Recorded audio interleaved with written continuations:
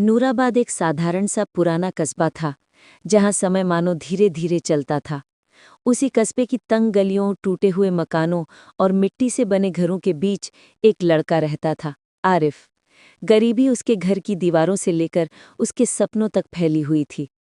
जब वो छोटा था, तभी उसके पिता का इंतकाल हो गया था और घर की जिम्मेदारी उसकी बीमार माँ और उस पर आ गई थी। रोज सुबह वो अपनी माँ के साथ छोटा सा चाय नाश्ते का स्टॉल लगाता।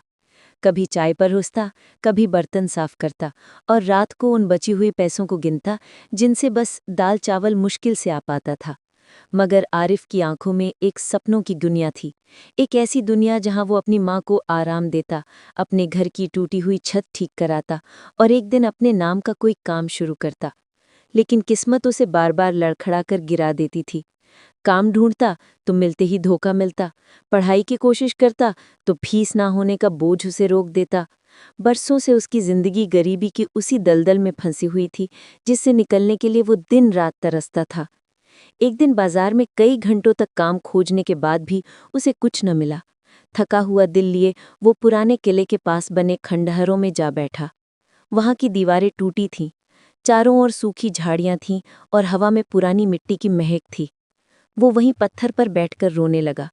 धीरे धीरे आंसू उसके हाथों पर गिरते रहे। उसी दौरान उसकी नज़र अचानक एक चमकदार चीज पर पड़ी। वो एक पुरानी नीली कत्थई रंग की बोतल थी, जिस पर सोने जैसे नक्काशी बने थे। ऐसा लग रहा था जैसे सदियों से वो मिट्टी में दबी पड़ी हो। वो उसे उठाकर साफ करने लगा। बोतल अजीब तरह से गर्म थी, मानो उसके अंदर कोई जिंदा चीज धड़क रही हो। जिज्ञासा और थोड़े डर के साथ उसने उस बोतल का ढक्कन खोल दिया। जैसे ही ढक्कन खुला, हवा में एक भारी गूंज हुई। धड़ाम! अचानक तेज रोशनी का गुबार फूट पड़ा। नीले धुएं का एक विशाल बादल ऊपर उठा और उसके बीच से एक खूबसूरत चमकदार सी लड़की प्रकट हुई। उसके बाल हवा जैसी हल्की चमक लिए थे, आंखें नीले आसमान जैसी गहरी थीं और पूरा शरीर मानो जादू की रोशनी से बना था। उसने मुलायम आवाज में कहा, मैं हूँ जिन्नी एलारा। मुझे आज़ाद करने के लिए शुक्रिया, ए इंसान। आरिफ डर के मारे पीछे हट गया। जिन्नी ने हवा जैसी नर्म मुस्कान के साथ कहा, डरने की जरूरत नहीं, मैं तुम्हें नुकसान नहीं पहुंचाऊंगी। आरिफ ने कांपती आवाज में पूछा, तुम तुम क्या चाहती हो मुझसे? जिन्नी के चेहरे पर एक हल्की सी चमक आई। मुझको बोतल में कैद किया गया था। तुमने मुझे आज़ाद किया है, इसलिए मैं तुम्हारी 3 इच्छाएं पूरी कर सकती हूँ। ये बात सुनकर आरिफ चौंक उठा। 3 इच्छाएं? क्या उसकी सारी गरीबी एक पल में मिट सकती थी? क्या वो अमीर बन सकता था? जिन्नी एलारा ने पूछा, बताओ आरिफ, तुम्हारी पहली इच्छा क्या है? दौलत, महल या दुनिया की ताकत? आरिफ चुप रहा। वो सोच रहा था कि क्या कहे। कुछ देर बाद बोला, मुझे बस इतना चाहिए कि मेरी माँ को कभी तकलीफ ना हो और मैं अपनी मेहनत से कुछ बनूं। अगर मैं जादू से अमीर बन जाऊंगा तो वो मेरी कमाई नहीं होगी। उसकी ये बात सुनकर एलारा हैरान रह गई। सदियों में पहली बार किसी इंसान ने उससे दौलत या ताकत नहीं मांगी थी। उसके दिल में पहली बार एक हल्की धड़कन उठी। उसने मन ही मन सोचा, ये लड़का बाकी इंसानों की तरह नहीं है।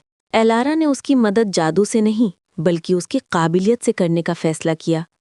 वो रातों में दिखे बिना उसे पढ़ाई करवाती, उसे हिम्मत देती, उसकी सोच को मजबूत करती। उसे व्यापार के गुर, लोगों से बात करने का तरीका और छोटे से स्टॉल को बड़ा बनाने की तकनीक सिखाती। पहले आरिफ को लगा कि ये सब किसी जादू से ज्यादा असली है। धीरे धीरे उसके हाथ में हुनर आने लगा। उसने घर के पास छोड़ा हुआ खाली स्थान देखकर छोटा सा खानपान का स्टॉल खोला। कुछ ही दिनों में उसके लजीज खाने का स्वाद शहर में मशहूर होने लगा। लोग दूर दूर से आने लगे। माँ के चेहरे पर मुस्कान लौट आई। हर रात एलारा चुपके से स्टॉल के पास खड़ी होकर उसे काम करते हुए देखती और उसके चेहरे की चमक से खुश होती।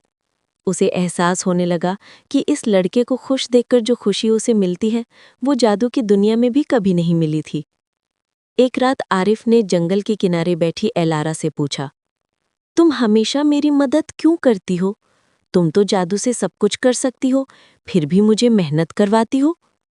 एलारा ने पहले हिचकिचाते हुए, फिर हल्की सी कमकपाती आवाज में कहा, क्योंकि मैं नहीं चाहती कि तुम जादू पर निर्भर रहो।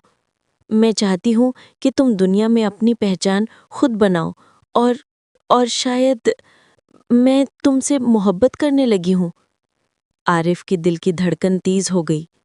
उसने धीरे से कहा, ए लारा, मैं भी तुम्हारे लिए कुछ महसूस करने लगा हूँ। दोनों खामोश हो गए।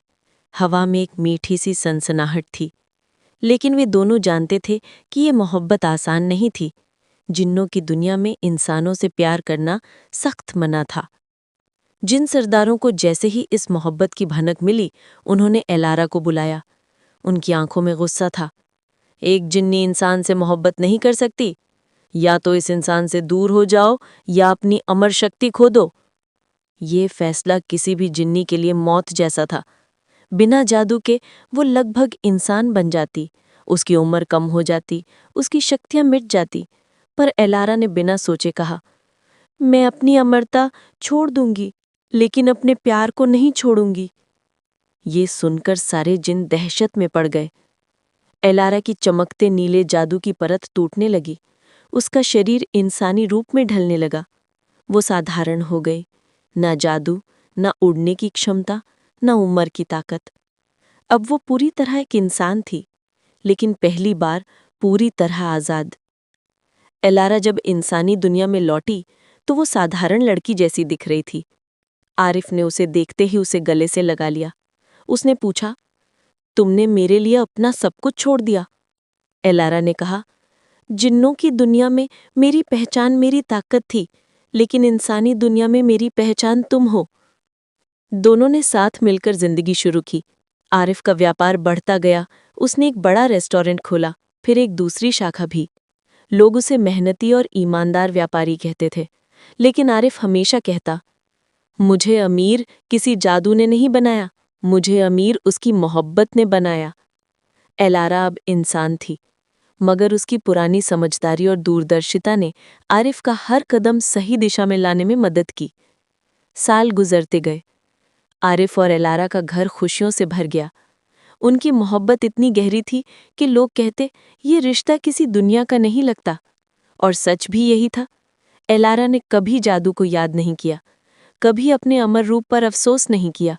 वो कहती, अगर जादू रख लेती तो शायद तुमसे दूर हो जाती, और प्यार खोकर जीना किसी भी जिन या इंसान के बस की बात नहीं है।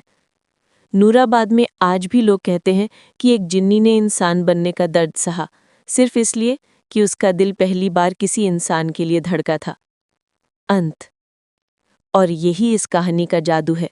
सच्ची मोहब्बत इंसान को भी बदल देती है और जिन को भी। भाइयों, हमें सपोर्ट कीजिए। लाइक, कमेंट, शेयर, सब्सक्राइब जरूर करें। शुक्रिया।